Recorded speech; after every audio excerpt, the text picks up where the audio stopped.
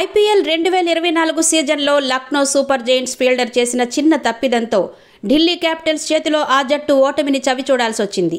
లక్నో వేదికగా శుక్రవారం రాత్రి జరిగిన మ్యాచ్లో ఫస్ట్ బ్యాటింగ్ చేసిన లక్నో టీం 7 వికెట్ల నష్టానికి 167 పరుగులు చేసింది.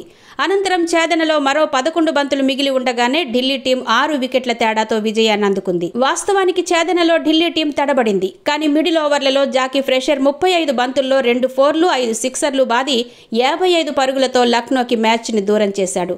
కెరీర్లో తొలి ఐపీఎల్ మ్యాచ్ ఆడిన ఫ్రెషర్ ఒత్తిడికి గురై ఫస్ట్లోనే సింపుల్గా క్యాచ్ ఇచ్చాడు. కానీ లక్నో ఫీల్డర్ రవి బిష్నోయ్ చాలా క్యాజువల్గా ఆ క్యాచ్ను పట్టబోయి నేలపాలు చేశాడు.